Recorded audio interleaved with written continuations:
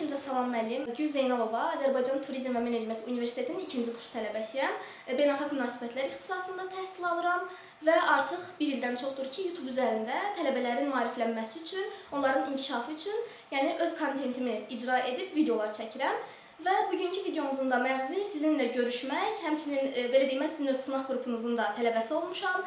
Bir müddət yəni sizin sınaq qruplarınızda olmuşam və sizi tanımaq, həmçinin sizə izləyicilərimin suallarını vermək idi.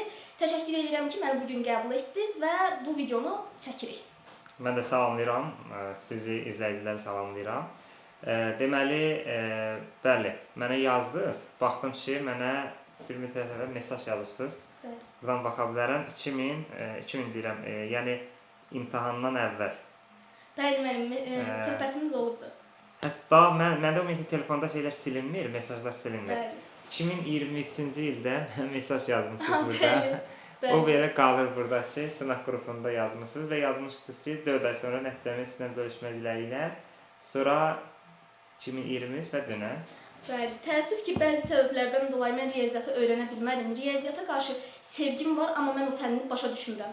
Yəni, hər şeyi bilirəm, amma heç nə bilmirəm. Sanki sınaqda və s. yaza bilmirəm. Və bu səbəbdən dolayı da riyaziyyat əslində mənim yaralı yerimdir biraz. Çünki hədəfimdən biraz uzaq düşməyimə səbəb oldu və belə deyim, arzularımı qismən çata bilmədim. Amma buna rəğmən bugün belə deyim, qorxumla üzləşməyə gəlmişəm həm də. Yəni, bu səbəbdən də gəlmişəm həmçinin.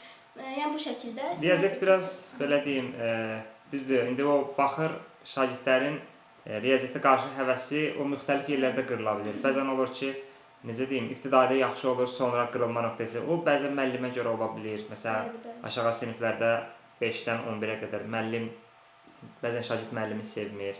Bəzən olur ki, yəni çox görmüşəm, ibtidaidə çox super oxuyur, sonra düşüş yaşayır. Riyaziyyata qarşı şagirdlərdə nifrət oyanır. Belə hallar olur. İndi bunda səbəbləri müxtəlifdir, hər bir şagirdə görə dəyişir. Bəli, bizdə elə məktəb vaxtı müəllimlərdə ümumiyyətlə dərs keçilmir. Bilirsiniz ki, əksəriyyət məktəblərdə dərs keçilmir. Təəssüf ki, bəli, bizdə də elə olmuşdu, amma mən özüm həvəskar bir insan olmuşam və mən fikirləşirəm ki, bu fənni öyrənmək uşağın öz daxilindən gəlir. Məsələn, mən də Azərbaycan dili fənnini o qədər sevirəm. Həmçinin mən özüm dərs də tədris edirəm, tələbələr üçün hazırlıq keçirəm artıq bir neçə illərdir ki, bu fənn mənə doğuşdan yüklənib elə bil. Hər şeyi bilirəm. Amma riyaziyyata qarşı o boşluğu doldura bilmədim və həm hazırlıq müəllimindən qaynaqlanır bu mənim fikrimcə, həm də ki elə məktəbdən. Yəni bu şəkildə. Belə demək olar ki, hamıda ortaqdır. Yəni bu səbəblərdən olur. Bəli. Elə mən sizlər üçün də, sizin üçün də izləyicilərimdən gələn sualları qeyd etmişəm. İndi bir-bir sizə vermək istəyirəm bu sualları. Birinci sualım klassik bir sualdır. Riyaziyyatı necə öyrənək?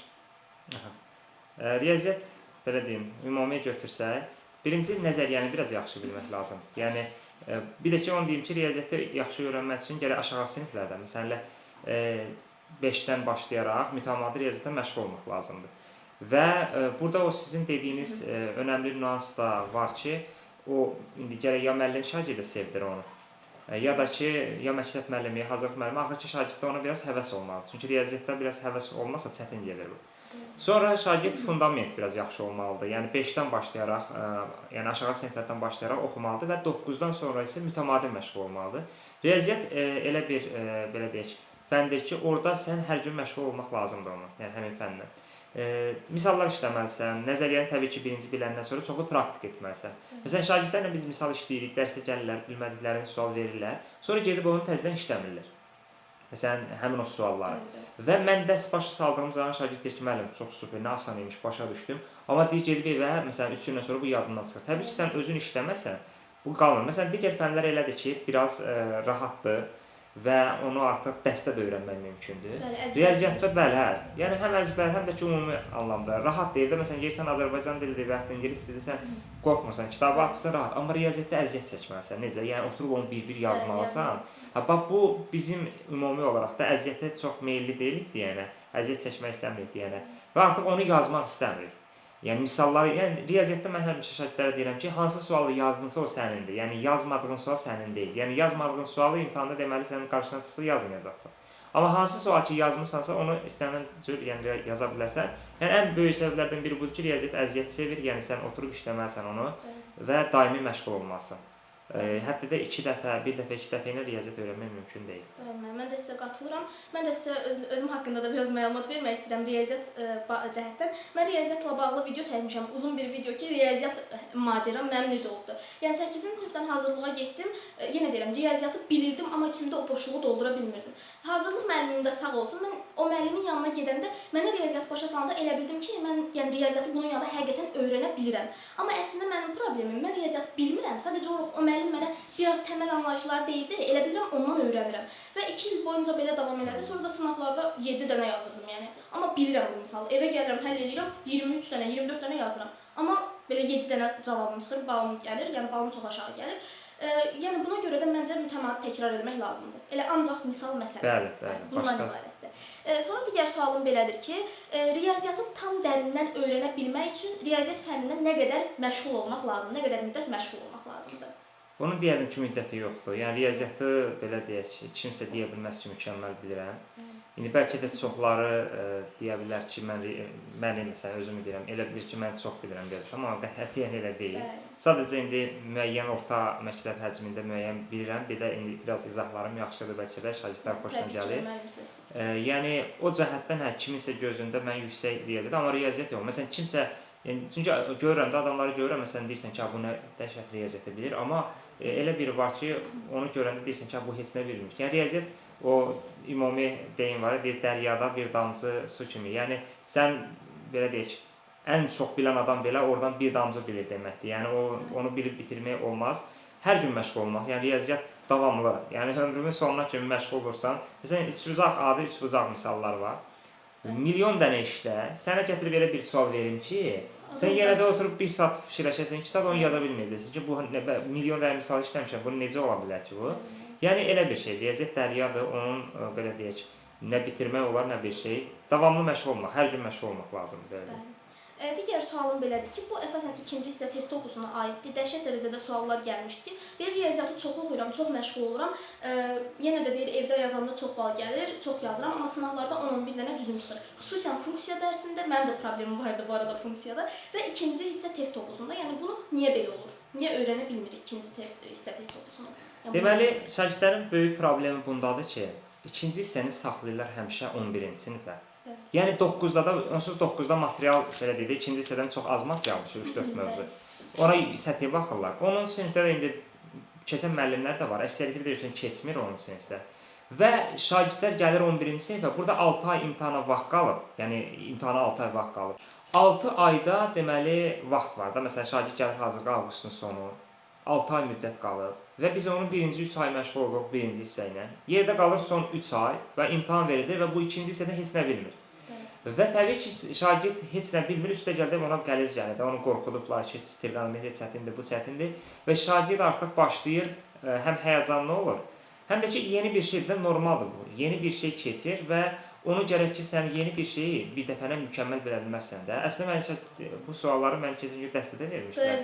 Şagirdlərə deyirəm ki, biz mümkünsüzü mümkün edirik. Yəni, normalda bu 3 aya, 3 ilin materialını yerləşdiririk biz. Yəni, həmin ikinci hissə məsələn, mükəmməl öyrənmək üçün şagirdə 1-2 il lazımdır. Biz onu 3 aya onu eləyirik ki, şagird onu mükəmməl öyrənib gedib yaza bilsin və müşkürdə yaza bilirlər.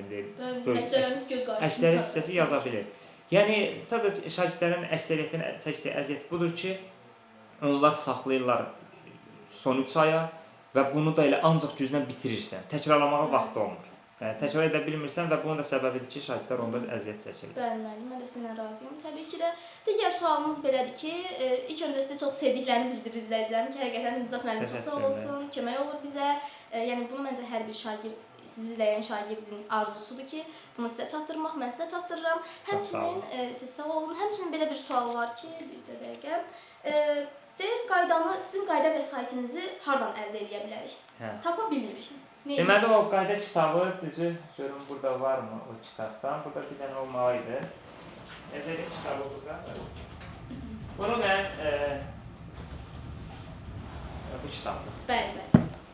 Bunu yazdım, 2 il əvvəl yazmışdım, çox geniş şəkildə, misallarla birlikdə. Sadəcə ikinci hissəsindən vaxtım hal-hazırda yoxdur yazmağa. Demək olar ki, axşam 11-ə kimi dəstək, hətta indi sürət qrupu başlayır ayın 15-dən və gecə 1-ə kimi dəstək olacaq və sonra çatdıra bilmirəm, yəni onu yazmaq. İkinci hissə qalıb. Amma çalışacağam bu çatdırım ki, bundan sonraki şagirdlər istifadə eləsin. Bunu artıq satışı əslində var. Düzdür, çox böyük yerlərə şey eləməmişik. Vaxtım yoxdur deyəni məşğul olmuram. Amma məncə sifarişlə tapa bilərlər. Əsasən böyük kitab mağazalarından soruşsunlar, böyük kitab mağazalarından. Elə əldə edə bilərlər. Yəni vaxtım yoxdur deyəni kütləvi satışı ilə məşğul deyiləm. Sadəcə paylamışıq, indi bilmirəm harda satışı var ya yox.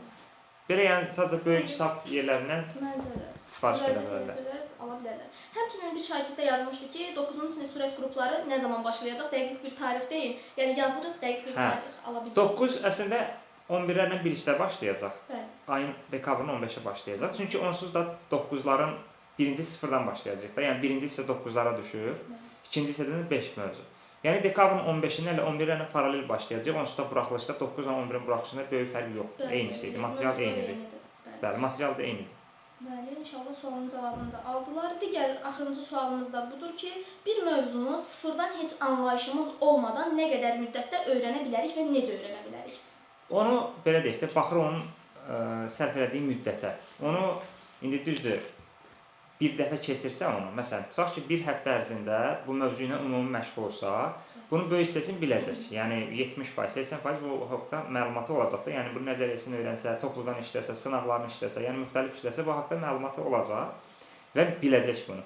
Sadəcə indi onun yadından çıxma məsələsi var. Gərək biraz keçsə, sonra təkrarlayaq onu, qısa müddət ərzində təkrarlayaq. Məsələn, üstündən biraz keçəndən sonra təkrar testlər işləyək ki, o mövzu onun yadında qalsın.